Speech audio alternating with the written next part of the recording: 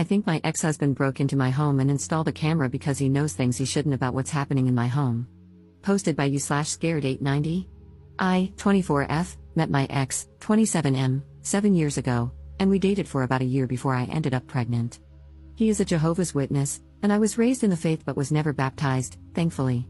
When I became pregnant, I was told that I had to marry him if I wanted to be in good standing at the Kingdom Hall Church. I agreed and decided not to listen to my parents when they begged me to take my time and make that decision later. Of course, this meant staying and living with my parents, and as a brainwashed 18-year-old, I thought he was the best thing that had ever happened to me and that he couldn't do me wrong because he was a Jehovah's Witness, and they can't do any wrong. Boy, was I wrong. While I was pregnant, he would emotionally and physically abuse me to the point where my son was born prematurely, and I fell into postpartum depression.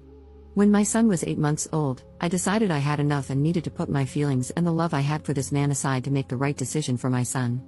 I left him. I left the religion. I don't know how I did it, but to this day, I thank my son for giving me the strength and love to get past it.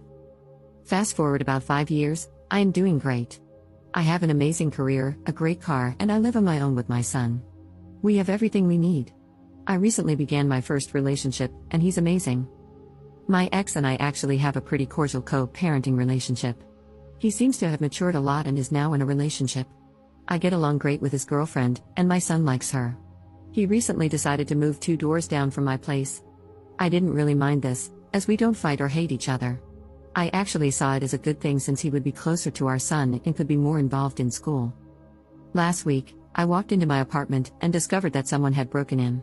However, they didn't take anything at all. A few things were moved around. It seemed like they were looking for something and gave up. The first person that popped into my head was my son's father. I have been living here for years and never had any issues. I actually live in front of the police station, so unless someone entered through the back, they would have been seen. I filed a police report and left it at that. Now, this is where it gets weird, and my suspicions seem to be proving themselves right. 3 days ago, I dropped off my son at his house, and he mentioned that I shouldn't allow our son to have certain toys because they are violent action figures, Power Rangers. There is no way he would know this.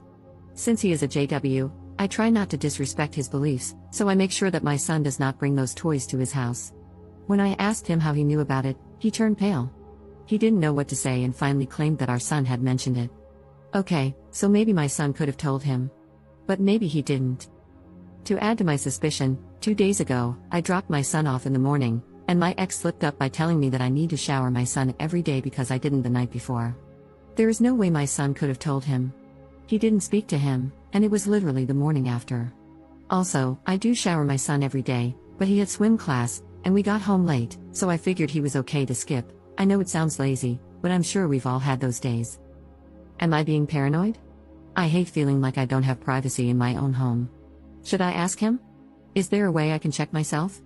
I've tried looking, but I haven't found anything that shows me there could be a camera. Op added additional info in the comments. I did not know he was moving in 2 doors down. He told me when he signed the lease, and at that point, I tried to look at the bright side of things. I now see that there is no bright side to this situation. I hate the feeling of walking out my door and knowing he can see what time I am home and what time I leave just by checking if my car is in the driveway. I agree that the religion he is teaching my son is not good in any way, but there's not much the law will do besides granting me full rights to his medical decisions, which I have. When he is with his dad, he goes to his church, but when he is with me, he knows we don't do any of that. Once my son reaches a certain age, he will be able to make the right decision, and I will always steer him in the right direction, encouraging him to ask questions and do his research first, then come to a conclusion. We have shared custody, but I make the medical decisions. I tried taking full custody, but unfortunately, I lost the case. The abuse is documented. I lifted the restraining order 2 years after we divorced. We used to do pickups and drop-offs at the police station, and after 2 years, I had to take the next step in trusting that the past was just that. I did not want my son asking me why he gets dropped off in a police station parking lot. I did see a therapist, mostly for the way the religion had a hold on me. I was also suffering from postpartum depression, so a whole lot of things were discussed. I don't think I was ever able to fully recover. It was so bad that my mind physiologically blocked my memories of those years, which is something my therapist warned me about. Although it's good that I don't recall certain things, it also makes me vulnerable, just like it did in this situation. Certain things definitely trigger it, like specific songs or going back to that town. I should also mention that my son's father was diagnosed with bipolar disorder. I would not be shocked if there is a camera in my apartment. I am gathering all the advice from this thread and will have to tactfully make a plan to search for it without making it obvious. Commenter. I'm a former JW2. Do you think it's possible that he's trying to figure out if you're sleeping with your boyfriend, so that your ex would then be biblically free to remarry? Ops response. We are already divorced. The elders told him not to sign it because that would mean he can't remarry. I took it to court, and after showing all my police reports and pictures of abuse, they granted the divorce. I do see your point. On his end, he is not free to remarry. This could be why he is doing this. However, he is out of luck because I do not have my boyfriend stay over. I always go to his place when my child is with his father, especially now that he lives so close. It's weird. Update 1 month later. I have been lurking in the sub for the past week, and I am so happy I found this. I really wish I had known about this years ago when I left the congregation. It would have made the pain less and the loneliness not as bad. When I left the organization, I had no friends and no encouragement, and I almost convinced myself multiple times to go back, but I was able to get through it. I wanted to share my story with you, but first, I'll give a little background on my past. I pretty much grew up as a witness and never got baptized. I met my son's father when I was about 18, and I ended up pregnant a couple of months after that. The elders pretty much forced marriage on me. As soon as we moved in together, he was abusive. It was horrible.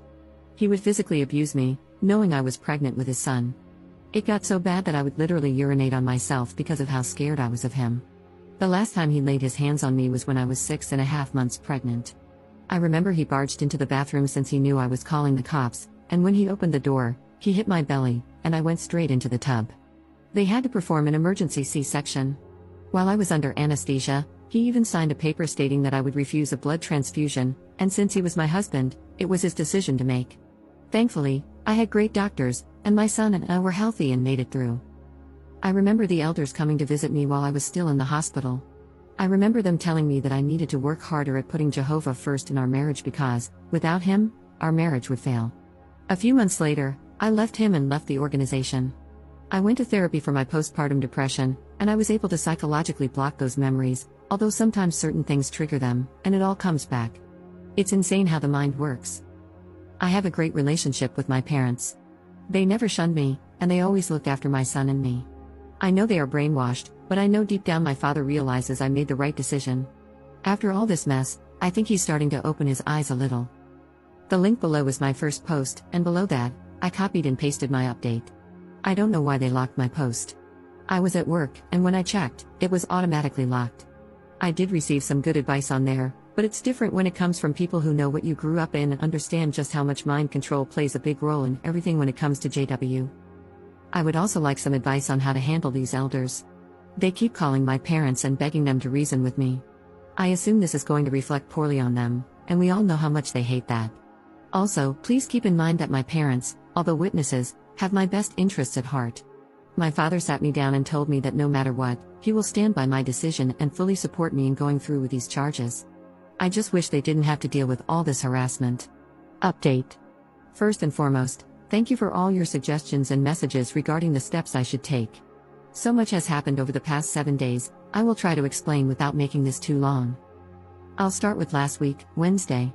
After reading all the comments, I decided to purchase a spy finder from Amazon. I figured it would put my mind at ease and finally allow me to feel comfortable in my own home. I paid for 2-day delivery and planned out how I would use it without being obvious. Since I knew the only way to do this was with my son's father in front of me, I decided to tell him I needed to discuss a new schedule I wanted to follow. Friday, we decided to meet up for ice cream with our son. I gave my boyfriend a spare key so he could go inside and see if the spy detector worked. Our meeting lasted about 40 minutes until I finally got the okay from my boyfriend, and I wrapped up the conversation. When I got into my car, I called my boyfriend, and he told me I needed to drop my son off at my mom's and head over to my place. I did exactly as he said. When I arrived at my place, I parked, and my boyfriend came inside my car and broke the news to me. He told me that the detector had detected something, but it was not clear. It kept showing red in my son's room around the doorknob, but it also showed red on one side of a wall that didn't have anything hanging near it. At this point, I didn't know what to do or say. Maybe it was just a malfunction, or maybe there was something there. I decided I needed to call the cops. I wasn't sure if it was the right call, but since the signal was showing in my son's room, that was enough for me to make the call, even if I sounded silly to the cops. Once the cops showed up, I explained the situation to one of them. He usually works the morning shift surveillance at my son's school, so I see him every morning. He was very understanding and told me he was calling in a tech who had the necessary equipment, as not all cops carry it. At this point, I still didn't tell the cops that I suspected my son's father. I figured I would mention it once it was confirmed. 10 minutes later, my son's dad walked up my driveway and asked if I was okay. I said yes, and that's when the cop approached. I think he saw how uncomfortable I was, and told him that only residents were allowed to be there. He told the cop that he was my son's father, and the cop started asking if he was from the area. As soon as he mentioned that he had recently moved 2 houses down, the cop asked him to leave since he was not a resident. Once he was off the property, the cop started asking me more questions about my son's father, and that's when I went into full detail. After our conversation, he told me there was a high chance that my ex could have placed a camera in my son's room. Once the tech arrived, he scanned the room, and we were told to wait outside. About 30 minutes later, he asked me to come in while my boyfriend stayed behind. He proceeded to tell me that there was indeed a camera in my son's room. They found a tiny camera hidden inside the doorknob. If you're not familiar, my doorknob's locked from the inside, but on the opposite side, there's a small hole where you usually need a flathead screwdriver or a similar key to unlock it. He explained that whoever installed the camera replaced the original doorknobs with 2 identical ones, meaning the door no longer had a lock. I never realized this. It was such a small detail that I had completely overlooked. I never locked my son's room, so it wasn't something I would have noticed. I broke down. I didn't know what to say or think. The tech told me the camera was linked through Bluetooth/Wi-Fi. Unfortunately, the signal was cut off, but he was working on getting some codes to determine where it had been transmitting from. Once they confirmed it, I was given an address, and of course, it traced back to my ex's home. Not the exact address, but rather coordination points. I have no idea what they refer to. They just told me it's a system they use to track signals. I was in complete shock. Part of me thought he would never do this. He would never violate my privacy and our son's privacy like this. I thought we were past this stage. After they broke the news, they told me I could press charges if I wanted to. If I decided to proceed, they would have to process a warrant for his arrest. It was the hardest decision I had to make, but I told them yes. They explained that the best thing for me to do was to stay at a relative's or friend's house until the situation was resolved, as it could be dangerous for me to remain so close to him. I didn't understand why they couldn't take him in then and there, but I agreed and packed a bag. I decided to stay at my parents' house. It was close to my job, and it was a place where my son felt comfortable. I did not hear from my ex at all on Saturday. I know I mentioned in my previous post that my parents and ex are Jehovah's Witnesses, which plays a big part in this whole story. Sunday night, my parents had plans, and I stayed behind with my son. I heard a knock on the door. I looked, and to my surprise, it was 2 elders. I guess you can call them pastors for those not familiar with the term. These were the same men who told me not to call the cops when my ex would get physical. They were also the same men who had watched me grow up since I was 3. I decided to open the door, and they asked to come in. Since my brother was in the other room, I felt a little more at ease speaking with them. As soon as they started taking the Bible out, I told them I did not feel comfortable with that and that if they had anything to say, it should be through a conversation and not through the Bible. They agreed and started explaining the consequences my ex is facing in the Kingdom Hall for what he has done. They also told me that my ex was taken down to the station Sunday morning but that he had confessed everything to them on Saturday. To make it short, they begged me to drop the charges and kept telling me to think about my son, to consider how he would feel knowing his dad is facing these charges. They kept saying over and over that Jehovah does not condemn his behavior and that sometimes the organization can work things out internally. I told them I would not drop the charges. What he did was violate my privacy, and while I was happy they would work it out within their religion, I would handle my end through the law. They proceeded to tell me that they have lawyers who can back up my ex and that if this is the route I choose, I should make sure I am covered as well. They also said the reason he put a camera in my son's room was because he wants custody, arguing that it's not fair for him to miss out on eternal life and that my ex could save my son. Crazy, yes, I know. I don't know what he was trying to find by putting a camera in my son's room, because I have absolutely nothing to hide, and my son is very well taken care of. I asked them to leave, and they did. When I told my dad what happened and what they had said to me, he called one of the elders and pretty much went off on him. I hope it doesn't ruin his reputation since I know this religion means the world to him, but at the same time, I also hope this might open his eyes. This is all such a nightmare for me. I don't know what to do. Deep down, I do not want to press charges because he is my son's father. I don't want this to ruin his record or for my son to grow up and find out I placed his dad in jail over this. I also know what it's like to be brainwashed and under mind control. On the other hand, I feel like he needs to learn his lesson. He needs to understand that you can't simply violate someone's privacy because of your religion. I'm not sure what will happen yet. Last I heard, he was out on bail and has a court date, which I will need to attend as well. At that time, I can decide whether to drop the charges if I want to. I also received a court date from family court, as he is seeking full custody. He filed about a month ago, so this is something he has been planning. I'm hoping this whole situation will work to my benefit, which is another reason why I shouldn't drop the charges. It could help me in family court. For now, that's all that has happened. I don't know what steps to take from here, and I'm just taking it day by day. I have found a new place, and after talking to my landlord, he is letting me break the lease. I hate that I have to move. I love my apartment, and now I'll be moving to a much smaller place for more money.